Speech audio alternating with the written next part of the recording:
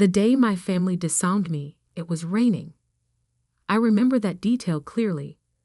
The way the water streamed down the windows of Harrison Industries' executive conference room, while inside, my father's face turned an alarming shade of red. "Incompetent!"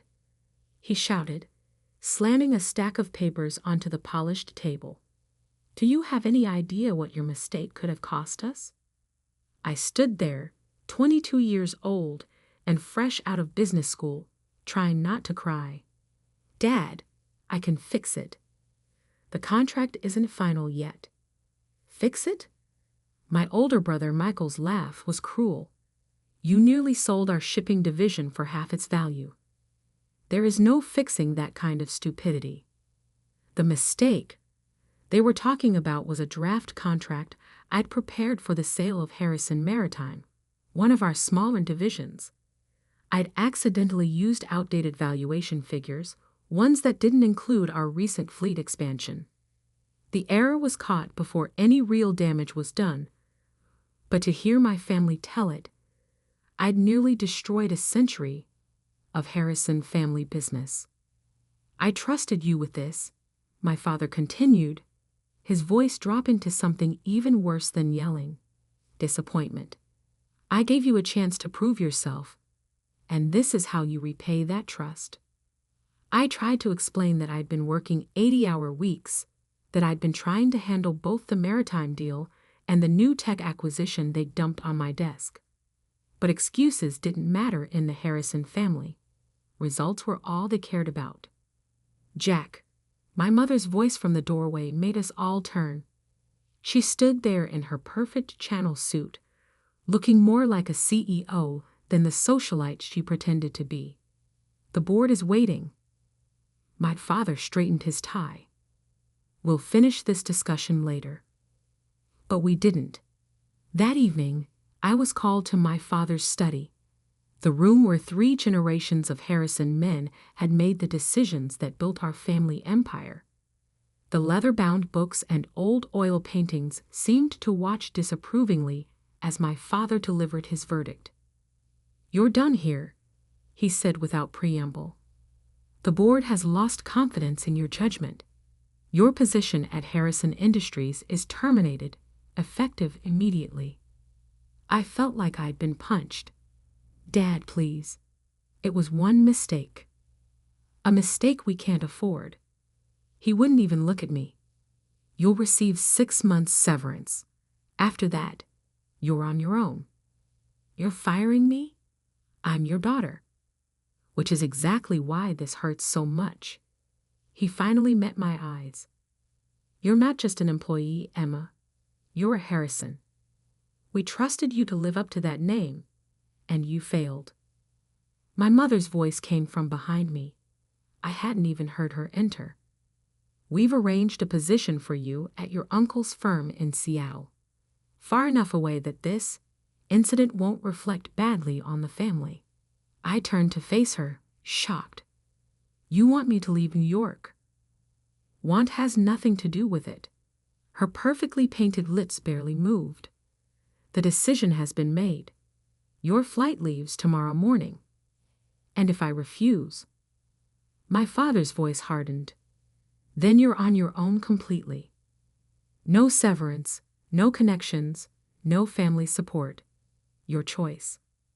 I looked between them, the parents who had pushed me toward business school, who had drilled the importance of the Harrison legacy into me since childhood. Now they were casting me aside over one mistake.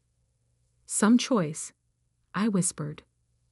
Only one person in the family stood up for me that night: my grandfather, Thomas Harrison Thiel, the man who had turned our regional shipping company into a global corporate empire. He stormed into my father's study just as I was leaving, his weathered face dark with anger. "Jack, you fool," he growled at my father. "You have no idea what you're throwing away." But my father stood firm. "Dad, the board has already—" "The board?" Grandpa's laugh was bitter. "You mean those yes-men you surrounded yourself with? The ones who forgot what built this company in the first place. I had never seen my grandfather so angry. He turned to me, his expression softening. "Emma, dear, come stay with me. We'll sort this out." But I was already shaking my head. The humiliation was too fresh, the pain too raw. "No, Grandpa, they've made their choice." I left that night, ignoring my mother's carefully planned Seattle arrangement. The 6 months severance would be enough to start over somewhere, anywhere that wasn't under my family's shadow. What I didn't know then was that my grandfather had already set something in motion, something that wouldn't be revealed until 10 years later, when his will would turn the Harrison family upside down. That night, I checked into a hotel using my personal credit card, soon to be my only credit card, once my corporate accounts were frozen. I sat on the generic floral bedspread and opened my laptop, staring at the draft contract that had supposedly destroyed my future. Except, something wasn't right. I had worked on dozens of contracts during my brief time at Harrison Industries. I knew my own writing style, my own formatting preferences. This contract was different. Small things, spacing, font choices, even some of the language, were off. With trembling fingers, I pulled up the original file from my secured backup drive. The differences were subtle but unmistakable. Someone had altered my work before it reached the board. Someone had wanted me to fail. I thought about my brother Michael's smirk, the way he had been so quick to condemn my mistake, the way he had positioned himself as the only competent heir to the Harrison empire. My grandfather's voice echoed in my head, "You have no idea what you're throwing away." But maybe I did. Maybe I understood exactly what had happened, and why. I closed my laptop and walked to the window, watching the city lights blur through the rain. 10 years ago, my great-grandfather had passed control of Harrison Industries to my grandfather instead of his older brother, a decision that had shocked the business world. History, it seemed, had a way of repeating itself in our family. My phone buzzed. A text from my grandfather. "Nothing is what it seems, Emma. Watch. Wait. Learn." I took a deep breath, making a decision that would shape the next decade of my life. I would not run to Seattle. I would not fade quietly into obscurity. I would watch. I would wait. And most importantly, I would learn exactly how deep this betrayal went. What my family didn't know, what even my grandfather couldn't have predicted, was that their mistake was about to turn into their worst nightmare. Because the contract I had actually prepared, the one that had been altered without my knowledge, it contained a hidden clause, a small but crucial detail that would only become apparent years later. A detail that would give me control of Harrison Maritime's most valuable assets, right when the family needed them most. I smiled at my reflection in the rain-streaked window. They thought they were teaching me a lesson about failure. Instead, they were about to learn one about underestimating the wrong person. My grandfather's next text arrived just as I was falling asleep. "Remember, dear, in business, as in chess, the queen is the most powerful piece on the board, even if some fools think she's just a pawn." I didn't understand his message then, but I would. Oh, how I would. 10 years is a long time to wait for revenge. But my grandfather taught me that patience was worth more than gold in the business world, and he was right. I spent the first year building my cover, a small consulting firm in Boston, far enough from New York to avoid family scrutiny, but close enough to keep tabs on Harrison Industries. My grandfather's cryptic messages continued, each one teaching me something new about our family empire.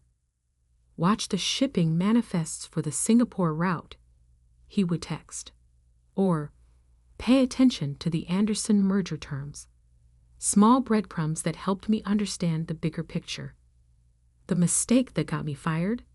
It wasn't just about the maritime division. That contract had been a test. One designed to show the board that I wasn't fit to lead. What my brother Michael hadn't realized was that I had left my own test hidden in the fine print. Clause 23.4, subsection B, buried in the technical specifications. In the event of division restructuring or transfer of assets, original signatory maintains first right of refusal on all Pacific Rim shipping routes and associated infrastructure.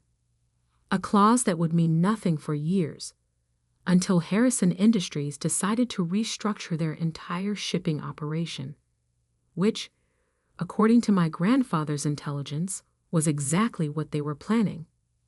I built my new life carefully, layer by layer. My consulting firm, Phoenix Maritime Solutions, specialized in shipping logistics and port management. We were small but efficient, earning a reputation for solving complex problems that bigger firms couldn't handle. My brother Michael, meanwhile, was living the life of the chosen heir. I watched from afar as he appeared in business magazines, accepting awards and making grand promises about Harrison Industries' future. Our parents beamed in every photo, the perfect corporate family. Only my grandfather seemed to see through the facade. "Your brother's latest acquisition is built on sand," he told me during one of our secret meetings, always in small cafes far from Manhattan. "He's leveraging the company's future on short-term gains." I nodded, stirring my coffee. The Asian expansion? Smoke and mirrors. Grandpa's eyes twinkled. He's using the Maritime Division's assets as collateral, thinking they're worth more than they are. Because he never understood the real value was in the routes, not the ships, I finished. Exactly. He reached into his briefcase. Now, about those route licenses coming up for renewal. We spent the next hour reviewing documents that would have made my father's blood pressure spike. My grandfather wasn't just keeping me informed. He was teaching me how to take back what was rightfully mine. The years passed. I grew Phoenix Maritime Solutions into a respected name in the industry, though I stayed carefully out of the spotlight. My employees were handpicked, loyal, and well compensated for their discretion.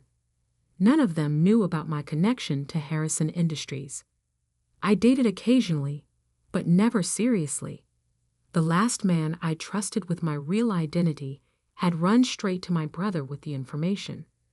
After that, I kept my personal life as carefully controlled as my business one. My parents sent obligatory Christmas cards to my Boston address, cards I never responded to. Each year, they included a note about how well Michael was doing, how the company was thriving under his leadership. I filed each card away in a folder labeled Motivation. Then, 3 years ago, everything started changing. The cracks in Michael's perfect facade began to show. First came the whispers about missed payments to major suppliers. Then rumors of delayed shipments and angry clients. Harrison Industries' stock price, while still strong, showed troubling fluctuations. "Your brother mortgaged the company's future," my grandfather explained during what would turn out to be our last meeting. "Now those bills are coming due." He looked tired that day, more so than usual. I should have recognized it as a warning sign. "The board is starting to ask questions," he continued. "About the Maritime Division especially.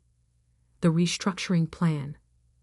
Will trigger my clause," I finished, "if they try to sell off or reorganize the shipping routes. You'll have first right of refusal."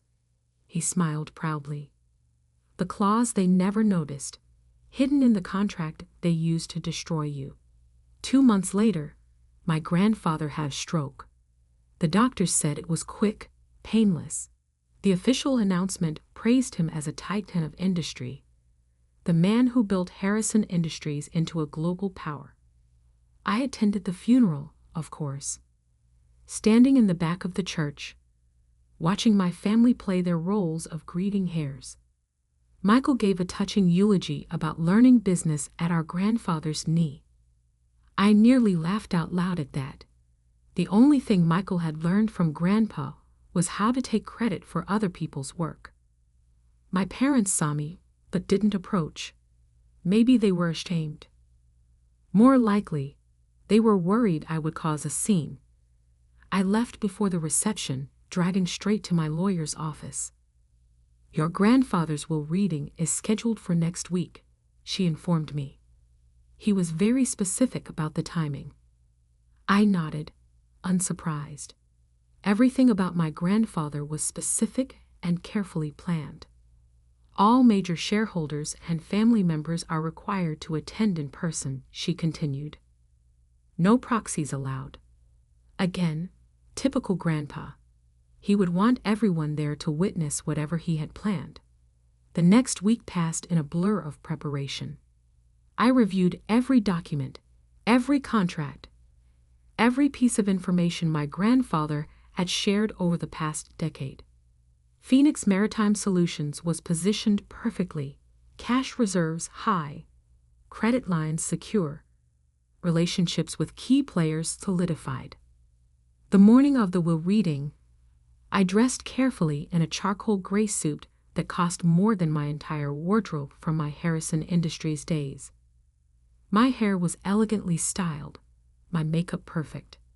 No one looking at me would see the scared 22-year-old who had fled in the rain 10 years ago. As I drove to the lawyer's office, my phone buzzed with an alert. Harrison Industries stock had dropped another 2 points in early trading. Rumors were swirling about their ability to meet next quarter's obligations. The timing, like everything else about this situation, was perfect. I parked my car and checked my reflection one last time.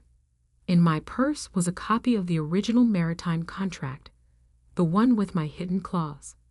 In my briefcase were documents proving every mistake, every misstep, every bad decision my brother had made while playing corporate emperor. And in my head was 10 years' worth of knowledge about Harrison Industries operations, knowledge that was about to become very, very valuable. I stepped into the elevator, watching the floor numbers climb. My grandfather's last text message played in my mind. The game is won before the first piece moves. The doors opened onto a floor full of familiar faces frozen in shock. My father dropped his coffee cup. My mother's perfect mask cracked. And my brother Michael, the golden child, the chosen heir, turned white as a sheet. "Hello, family," I said calmly. "Shall we begin?" The conference room at Caldwell and Associates law firm crackled with tension. My family had arranged themselves exactly as I expected. Michael at the head of the table, our parents flanking him like royal advisors. The board members filled the remaining seats, all carefully avoiding my gaze. Mr. Caldwell, my grandfather's personal attorney for over 40 years, cleared his throat. "Before we begin, I should note that Thomas was very specific about the order in which his will should be read. He left detailed instructions." Yes, Michael interrupted. "Can we get on with it? Some of us have a company to run." I bit back a smile. In a few minutes, that statement would be hilariously ironic. Mr. Caldwell opened an envelope, his expression carefully neutral. "Very well. This is the last will and testament of Thomas Harrison AI. The first few items were standard: personal belongings to various family members, charitable donations, arrangements for his staff." My mother dabbed at her eyes with a monogrammed handkerchief when he left her his antique jewelry collection. My father nodded approvingly at the size of the charitable endowments. Then came the part everyone was waiting for. Regarding Harrison Industries, Mr. Caldwell paused, adjusting his glasses. The situation is complex. Michael leaned forward. Complex how? The succession plan was clear. As CEO, as interim CEO, Mr. Caldwell corrected. Your position, like many things, was temporary pending the reading of this will. The room went silent. I watched the color drain from my brother's face as Mr. Caldwell continued reading. To my grandson, Michael, I leave these words of wisdom. Power without understanding is like a ship without a rudder. You sought control, but never learned why our company worked. You chased growth without appreciating the foundation that supported it. And most tragically, you betrayed your own sister to advance yourself. Michael shot to his feet. This is ridiculous. I didn't. Sit down, Mr. Caldwell said firmly. There's more. He pulled out another document, one I recognized, my original maritime contract. 10 years ago, a contract was deliberately altered to discredit Emma Harrison and force her removal from the company. I have here the original document, along with proof of who made those alterations. My father's face had turned an interesting shade of purple. That's ancient history. The board's decision was based on falsified evidence, Mr. Caldwell finished. Evidence that Michael provided after tampering with his sister's work. The board members began murmuring among themselves. I noticed several of them eyeing the exits. Furthermore, Mr. Caldwell continued, the original contract contained a clause that becomes particularly relevant now. Emma, would you like to explain? All eyes turned to me. I stood slowly, smoothing my suit jacket. Clause 23.4, subsection B, gives the original signatory, me, first right of refusal on all Pacific Rim shipping routes and associated infrastructure in the event of division restructuring. Which means nothing, Michael snapped. We're not restructuring the maritime division. Actually, I pulled out my phone, displaying the morning stock alerts. You are. The Singapore deal you announced last week? The one meant to save the company from the debt you've accumulated. It can't happen without restructuring the shipping operations. Which means you need my approval. I finished. And you won't get. The room erupted in chaos. Board members were already on their phones, likely calling their lawyers. My mother had actual tears running down her face, ruining her perfect makeup. My father looked like he might have a stroke. Mr. Caldwell raised his voice over the din. There's more. From his briefcase, he produced a thick folder. Thomas Harrison's majority shareholding in Harrison Industries is hereby transferred in its entirety to his granddaughter, Emma Harrison. The silence that followed was deafening. Additionally, he continued, all voting rights associated with the family trust shares are to be exercised by Emma Harrison, effective immediately. Michael collapsed back into his chair. This can't be legal. Dad, do something. But our father was staring at another document Mr. Caldwell had placed on the table, a detailed report of Harrison Industries' finances under Michael's leadership.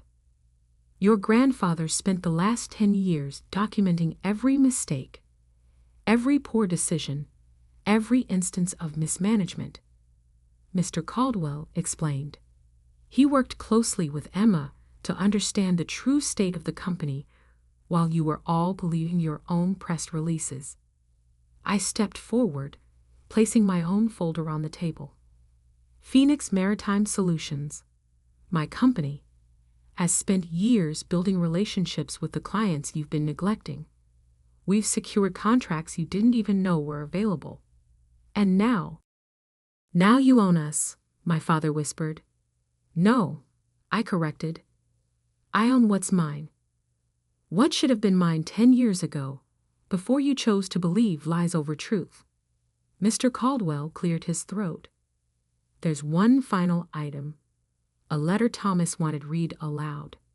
He opened a sealed envelope and began reading. To my family. Power doesn't come from titles or boardroom theatrics. It comes from understanding. Understanding your business, your people, and most importantly, yourself.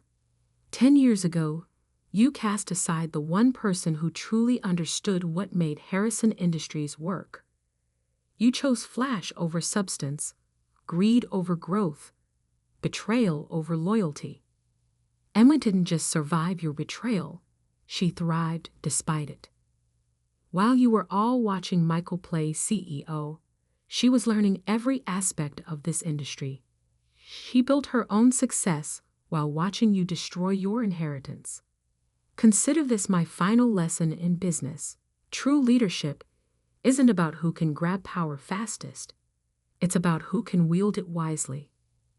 Emma, the company is yours. Make it what it should have been all along.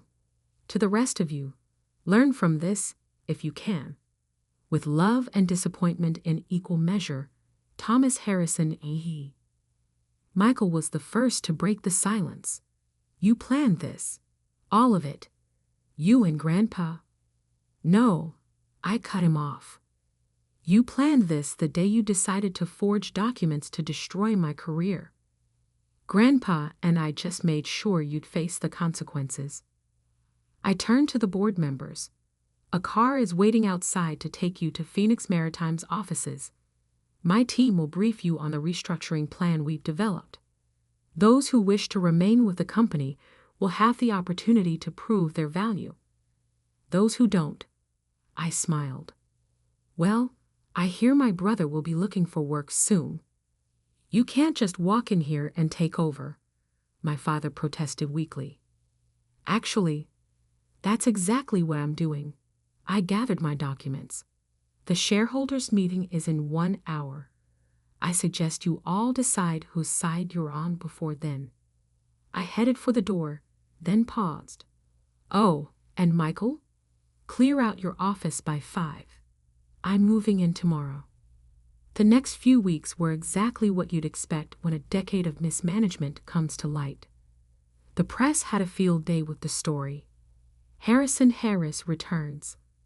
The greatest corporate comeback in history was my personal favorite headline. The shareholders, seeing the detailed plans I'd developed with my grandfather, overwhelmingly supported the transition. Harrison Industries' stock price stabilized, then began to climb as we implemented changes. Michael, predictably, tried to sue. His case fell apart when our father, finally facing the truth about his chosen heir, testified about the document forgery from 10 years ago. My mother attempted reconciliation in her own way. Lunch invitations, shopping offers, suggestions that we should all just move forward as a family. I declined every invitation. Some bridges, once burned, should stay ashes. 1 month after taking control, I stood in my grandfather's old office, my office now, looking out over the city. On my desk sat the contract that had started everything, framed as a reminder that sometimes losing is just winning in disguise. My phone buzzed, a text from an unknown number. I opened it to find a photo of my grandfather, taken the day he caught Michael altering my work. He'd kept it all these years, waiting for the right moment. Below the photo was a message, scheduled to be sent after his death. The Queen has taken her throne. Checkmate, my dear. Checkmate. I smiled, touching the frame of that old contract. The family that cast me out had thought they were ending my story. Instead, they had only written its beginning. And now, finally, they understood exactly what they had thrown away.